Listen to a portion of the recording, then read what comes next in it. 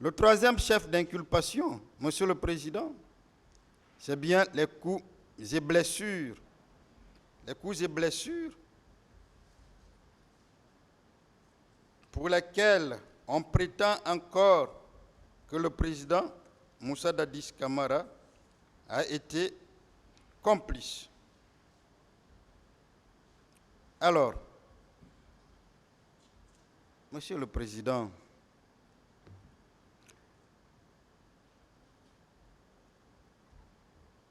lorsque on demande à un chef d'État d'avoir fourni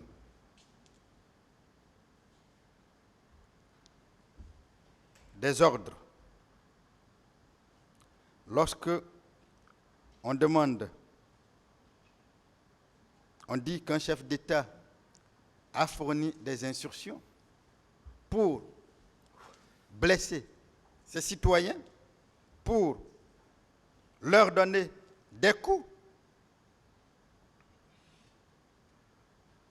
il y a problème. Il y a problème. Même lorsqu'on est accusateur, comment peut-on penser que cela peut être vrai? Toujours est-il que les personnes poursuivies, que sont, pour coups et blessures et violences volontaires, que sont Marcel Guilavogui, Blaise Goumou, Ibrahima Kamaradi Kalonzo, Alpha Amadou Balde, Cécile Raphaël Haba, Abdoulaye Sherif Diaby et Aboubakar Siriki, Aboubakar Diakité dit Toumba, n'ont pas encore dit ici avoir reçu des ordres dans ce sens-là. Parce que la spécificité de l'ordonnance de renvoi que nous avons, les juges ont voulu, dans leur motivation, indiquer clairement les actes de complicité qui ont été employés par le présumé complice. Et là encore, en parlant d'actes de complicité, on fait allusion à la provocation, on fait allusion à la fourniture d'instructions.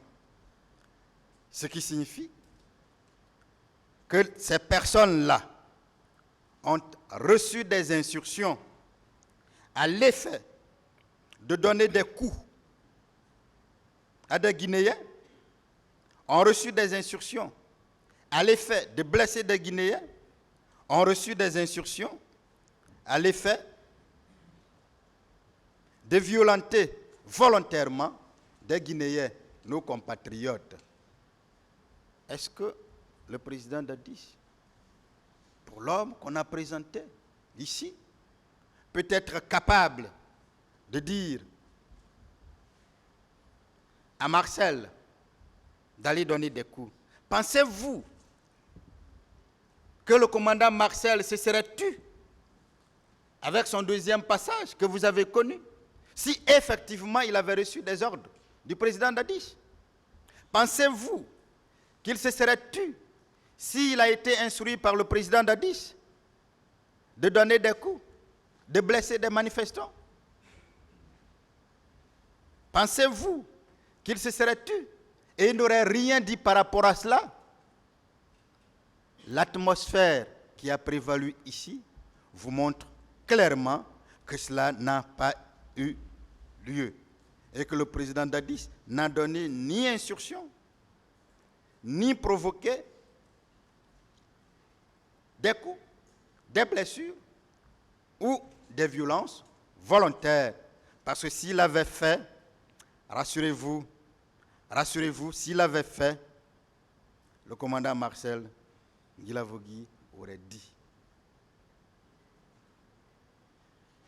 S'il avait fait, avec l'atmosphère qu'on a connue ici, pendant son deuxième passage, s'il avait fait, le commandant Marcel aurait dit.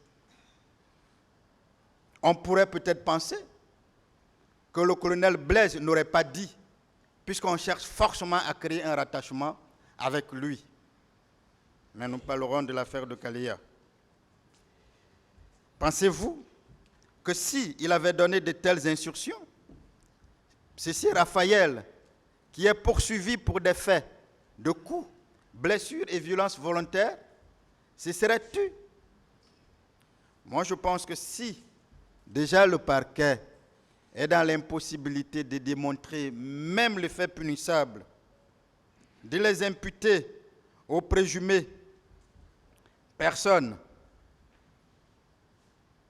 poursuivies pour ces faits, c'est mieux de ne pas s'aventurer sur le terrain de la complicité.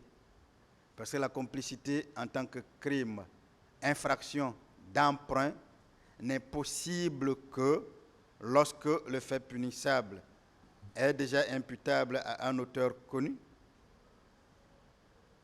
que lorsque cet auteur connu, dans le cas d'espèces là, où des témoignages sont venus concocter clairement qu'il a effectivement donné des instructions, qu'il a effectivement provoqué ces coups et blessures.